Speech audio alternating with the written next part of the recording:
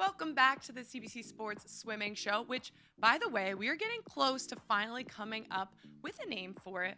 Before we break that down, I'm going to give you the final three. But before we do that, I'm going to chat with a very good friend of mine. Co-host Kylie is back. Those of you who haven't noticed yet, Kylie's going to be a regular contributor on the show. It was really important to me to get an athlete's point of view, somebody actively competing and in the mix with everything. I should probably introduce myself as well. I'm Britt MacLean Campbell, and we're both thrilled to be here with you today to chat about all things swimming, what happened after the weekend. Kylie was competing. We'll get there, but first, hi Kylie, how are you? I'm good, thanks. How are you?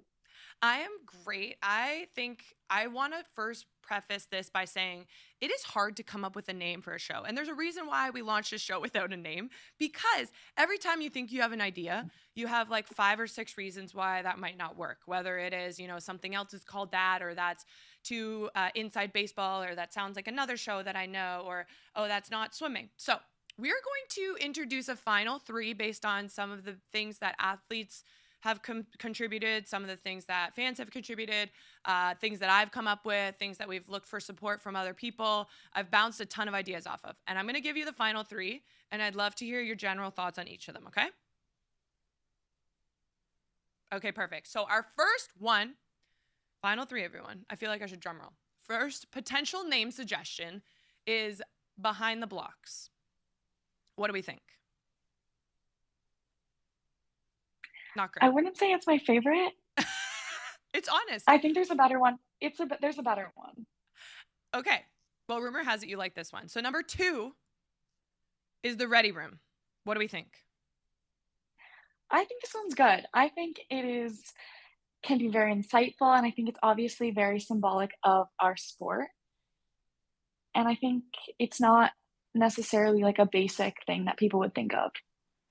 Yeah, I think the thing with Ready Room that I love the most is like even in first the episode number 1 where you and Finley and I were chatting, and everyone's different in the Ready Room, but that's kind of what makes our sport so special. And I wanted to bring that energy of like that vulnerable moment right before you're about to have like a big performance, and kind of bring those conversations in. And that's what I want people to feel. I want them to feel safe but excited and chatty. And anyways, okay, is also my favorite, but we won't go there. And then I wanted one option that included the word swimming or swim something. So the third option is the swim lane. What do we think? I mean, I think I still have to stick with the Ready Room out Okay, of those Kylie's got three. a clear favorite. Let us know at home what your favorite is. I want to hear it. The whole point of this was to have some fun with it and make sure that the audience was able to interact. Also, like I said, it was harder than I thought. So kudos to anyone that's ever named anything. I have some special runner-ups, honorable mentions perhaps. We were trying to include strokes in our names. So I was like, the freestyle files or the backstroke banter or all that. But then I'm like, but then what about the other 3 strokes? They're going to feel left out. So those are our final 3. We have Behind the Blocks, the Ready Room, and the Swim Lane. So make sure you're voting. We'll make sure we put up a poll, and you can all vote to see what we think this final name. And we got some fun ways to interact with you next week to make sure that we announce it properly. So Kylie, appreciate your insights there. We are moving on to our hot topic this week, which this was a fun one. Genuinely, I am like floored at this, and I want to talk about it because it is something really special we're watching in the sport. And talk about evolving. There's always things getting better in this sport and things that are worth mentioning. Hot topic today, 12-year-old Yu Zidi goes 2:10.63 in the 200 IM at Chinese National Swimming Championships. This establishes her as the fastest 12-year-old in history, male or female, and marks the 14th fastest time in the world this year. Kylie, what do you think of this? This is crazy. I can't even fathom doing this at 12 years old, and I'm not even sure how many times a week I was swimming at 12 years old. So it is quite amazing. And I thought it was really fun because I just had to go on a little bit of a rabbit hole of like, you exactly said that. Like, what was I doing at 12? I don't know about you, but I was, going to provincials if I was lucky. Like, maybe, I know neither of us were qualified for nationals at that age. And now she is qualified for world championships. She's also, breaking barriers that I love some of these statistics, but her time at 12 years old is faster than any, like I said, any 11 or 12-year-old. It's faster than most countries also 13, 14-year-old category. So even the next, when we talk about age group swimming, there's kind of like 2-year marks. So it's definitely faster than all our 14-year-olds. To put into perspective, the Canadian record in the 200 IM for 13, 14-year-olds in Canada is the great Summer McIntosh's. It's a 2:13. So she's still 3 full seconds faster than Summer was at 14. And let's remind the audience, Summer was going to the Olympics at that age. So this is a fun little statistic I wanted to bring into the mix. Yu Zidi's time in the 200 IM was a 2:10.6. And Kylie and I were a little bit slower than that. Brittany MacLean went a 2:47 at 12 years old, and Kylie Masse went a 2:55.66. I put Summer's time in there to give you a little bit more of a realistic structure to go off of, because, I mean, you look at our times. Is that not just a reminder that at 12 years old, we were just having fun? 100%. Like, I'm happy I broke 3 minutes there. I know, we're out here being proud. We're like, yeah, look at how fast we went. Like, go us. I also want to note, at that age, that was my best event. Like, we're not messing around here. I thought I was a good swimmer, and that was my best event. So a little reminder, and one breaking news update on Yu Zidi, because this morning, like, as we're speaking this morning, she swam the 200 butterfly, and we thought the 200 IM was good. Okay, when you go a time like that, that sets you apart against the rest of the world, potential finalists at world championships, you're starting to talk. Well, listen to what she did this morning. The 200 fly final happened. She did the semi and the final. So at this point, she's raced like at least minimum 10 times. She went a 2:06.83. And to preface that to everyone at home, that would have come fourth at the Paris Olympics. That would have won the 2024 World Championships. And that is the 5th fastest time in the world this year. Kylie, your thoughts?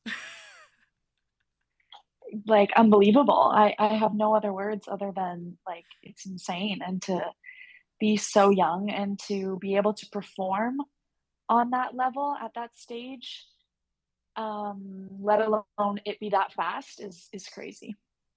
Well, we need to remember this name. Not only do we need to remember this name for years to come, potentially, we're just getting to know her. Of course, this last summer at the Paris Olympics, she wasn't there. She would have been 11 years old. And also at the trials, she did not, do the actual qualification to come top 2 in her country. But now she officially did. She won that 200 fly today. So she's going to world championships. And that's going to be a fun one to keep our eye on, because Summer, now an experienced 18-year-old, swims some of these very events that Yu Zidi does. So as she ages, it's going to be really fun to watch the two of them go head to head.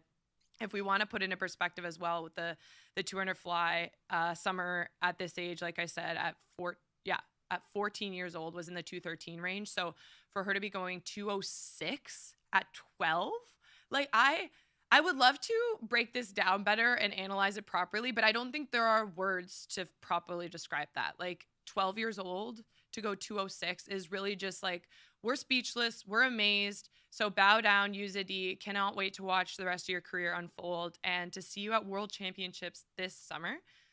Speaking of, Kylie, this weekend was kind of the last racing opportunity for most Canadians, and a lot of Americans too, because their trials kind of line up with the same time frame as our trials. So one of the big takeaways that we want to talk about today was just a reflection on the weekend. We're going to start with a meet that you were at this week. So the Mel Zajac 60th anniversary, which is special. I hope they did some proper celebrations. You were out in Vancouver, BC. It's the last major competition for Canadians. Tell us how it went and maybe give us a few highlights of your weekend. Yeah, Britt, I have 3 highlights from the weekend. It was nice to be out in Vancouver. A little bit rainy, was definitely not anticipating that, but I should have been. But it was fun to be back at that UBC pool. I haven't raced at that new pool in a number of years, but my first highlight for that meet is it's just great to have another meet in Canada. I think we're often focusing on just our nationals or our trials, and this was a fun high-level meet that was within Canada that we can use as preparation into our bigger meets. And it was just wonderful to see so many young kids excelling and really challenging for those top spots.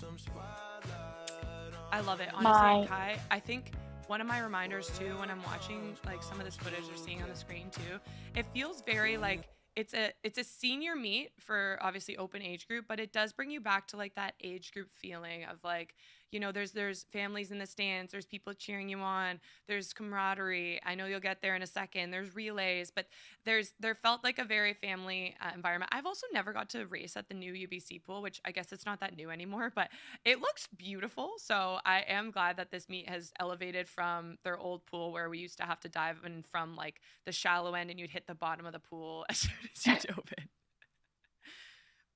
No, you're right. It is a beautiful new pool, and there's lots of windows, which I love. Makes it you can see the sun.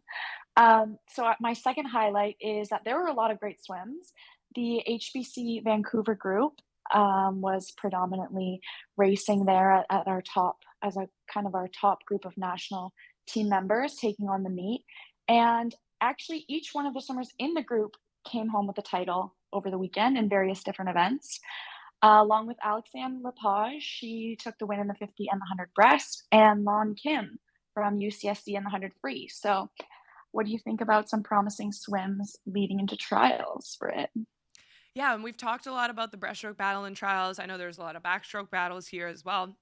Some of them which are teammates, which is really fun to watch because I know, there's like Blake Tierney had the year of his life last year, and then there was someone like a Cole Pratt who they now train together, and Cole's kind of coming back from a lot of injuries and some illnesses. So to watch the two of them kind of get to go head to head has been really fun as well. So this is exactly what we expect to see teeing up to trials. Some context too to the viewers at home because this is a meet we're not as focused on times, right? Like your peak is coming in a couple weeks. You're focused on times at trials.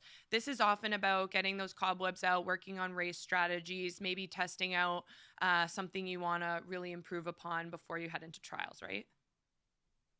Exactly. Yeah, you can surely bet that everyone was kind of pushing through that last little bit of work and just looking for the taper coming soon. And so, yeah, mentionable to note that Blake did hit a season best in the 100 back over the weekend. So it'll be great to see him and Cole battle in a couple weeks over in trials. I love it. And I love little Kylie analysis mode. It's the best. I love this. Keep it up. I'd love to hear your third highlight before you have to move on. So my third highlight is I think that was the first meet in a really long time that was outside of a world championships or Olympic Games where there was relays. I haven't done a relay, a part of a team since I was back in university competing for the University of Toronto. So and before that in club swimming, and I know that was such a massive part of club swimming and age group swimming, and it really does bring such great memories and has such great camaraderie, as you mentioned earlier. So I thought it was just wonderful to see so many teams putting relays forward and giving their swimmers the opportunity to race and have fun. Do you feel the same way, Britt? Did you enjoy I do. participating in It relays? makes me sad that relays, because exactly what you mentioned, like it was every meet at the end of the night. It was like, oh my gosh, I know I've got a 200 freestyle to swim, but it was so fun. That's what made us. I also do believe it kind of just made us tougher. Like it sounds weird to say, but when you had like only one event per night, like there's only so far as a developing athlete that will get you. But having a race, like, you started off with a relay. I know in university, like you said, same thing for me in the college system in the States. Like there was a relay and then you'd go right into your first event and then there was another relay and then but it was so fun and that's why we all do what we do. And we talk a lot about the special moments in the national team relays like we very all closely remember the 2023 worlds where you guys got on the podium on the last night of the medley relay and we talk about the emotion that you felt in that moment, but I remember that more as like that shouldn't just be a one-off experience. Like, can we do this more often? Can we bring back relay? So this is Kylie and I's first, I guess, ploy to the world of swimming. Can we have more relays? Can we make this fun again? I think viewer-wise, it's got to do well, right? It has to. It's It so has to. exciting.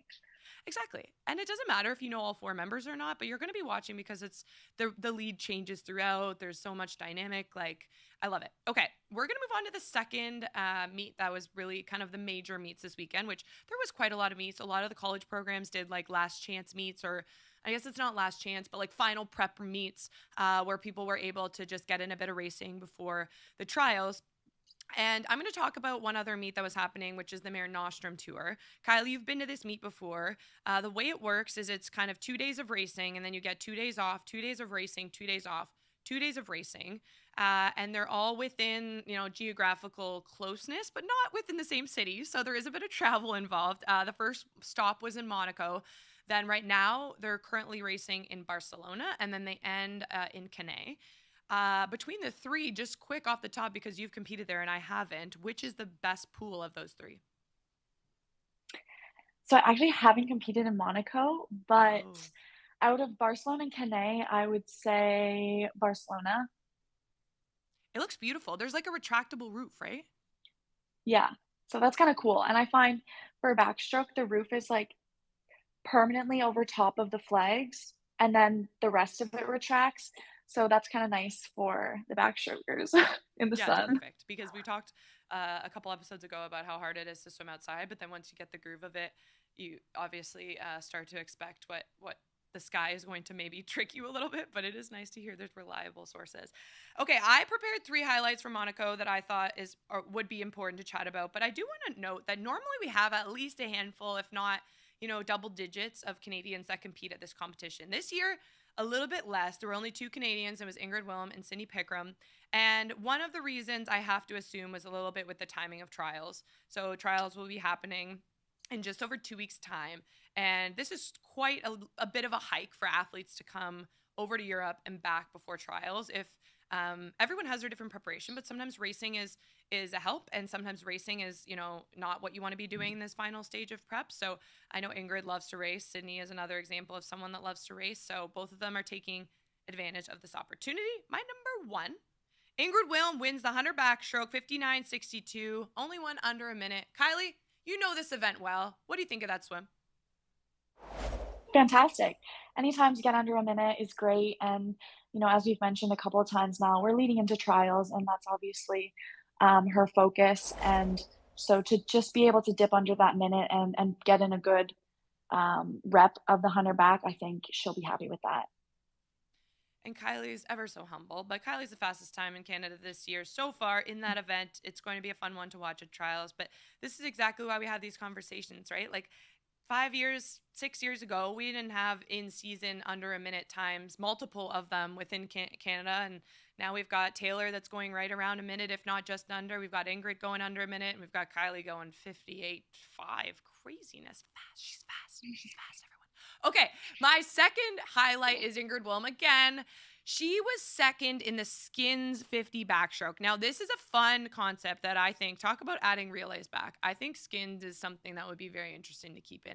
If you're wondering at home, what is this skins? So basically, it is an elimination round of 50s of stroke, and I believe they did freestyle. So all the 50s, it's elimination. So all the athletes, it starts with 16 competitors. And then the top 8 go on to the next round. So then it goes 8, and then the top 4 go on to the next round. And then it ends with just a head-to-head duel between two athletes for the final win. Kylie, you've done this before. I know they did this a lot at ISL. Is this fun, or is this just painful and you're like, I don't know why we need to do this? Honestly, like, it looks fun and it is super fun to watch, but doing it is actually very painful. And that was something I was not anticipating when I first participated in it. Back in ISL, we had, I think, 3 minutes between each, which seems like a lot, but it actually goes by very fast. So kudos to anybody that continues to step up and do it. But it also is a great opportunity to be able to rep out those 50s and practice execution. Yeah, I couldn't agree more. It really emulates like the feeling you get in practice, right? Like you're doing a lactate set where you have to do reps of best time PB. I also want to know strategy wise, like there's so much to decompress with that, because are you going all out on the first one to try to get through? Are you being a little strategic of like, I just want to get my hand on the wall somewhere in there? And you have to find a way to be, one of the best in the whole every round, which is kind of crazy as I'm trying to find the words to describe it. It's kind of crazy when you break it down like that. But Ingrid, congrats, second place in that discipline. And lastly, my third highlight is Sydney Pickram hits the best time in the 50-meter breaststroke. We're at the age in Sydney's career, at least. I say we as if we're all the same age, but best times do not come lightly. We celebrate them all. And this one I know she celebrated, which, speaking of Kylie, we have a special little note for Sydney because it is her birthday today. So on 3, let's give Sid a happy birthday. Ready? 1, 2, 3. Happy birthday, Happy birthday! Sid! We appreciate you, and we are sending our love. But Sid won a best time in the Monaco stop of the 50 breaststroke. Now, this is an interesting one because Sydney's really come on in the breaststroke. She's always been a strong breaststroker, but IM was her focus for so long, and she's dabbled in the breaststroke. So to see her going to best time in the 50, maybe it's an event she's going to want to add to her program as she gets a little bit older and maybe focuses a bit on speed. We'll have to wait and see. Worth noting, Benedetta Pilato clocks the top time in the world in that race, so she went 29:87. I couldn't even go 39 in a 50 breaststroke, so kudos to that. And yeah, congrats to everyone that competed in the first stop. Second stop happening right now in Barcelona, and then they'll finish, like I said, in Cannes. That event wraps on May 25th. I have one more honorable mention because there are two Canadians competing, two Olympic medalists competing at ASU this weekend. They both go to school there or train there as on the pro group, but that was Taylor Ruck and Ilya Haroun. Ilya had his third sub 51 100 butterfly. So that is, to put that into perspective, the 50 point was what he medaled with at the Olympic Games. So to be going under 51 in season consistently is a really big deal. And Taylor Ruck had an amazing 50 fly. She had an amazing 100 free. She had some strong backstroke as well. So looking forward to getting to watch her talk about veterans. I mean, Taylor's been on the national team since around the same time you have, Kai. I believe her first team would have been like 2014, 2015. So the two of you have a lot in common there. I know I have a special memory with Taylor's. She was on my relay team when I had my one-hit wonder of the Olympic podium, something that you won't understand because you've had many of experiences on the Olympic podium. Okay, we're going to end with our fun segment. As always, we're on to No Cap. So Kylie, I have a question for you today. Just because you've done no cap before doesn't mean you're out of no cap forever. So I'm going to pull one for you. And reminder to everyone at home, feel free to submit your questions for no cap because we will take them. Okay. A question for Kylie today. Ooh. What is your favorite lane and why?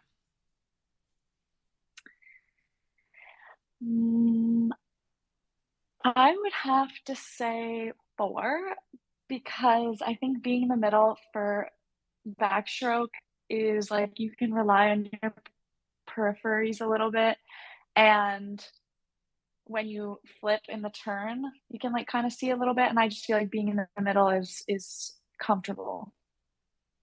I like that. I mean, the safe answer for swimming, I feel like would always be 4 because that's the fastest lane. Those of you who don't know, circle seated Mhm. means like the leader should be in 4 and everybody should kind of trickle in the outside lanes.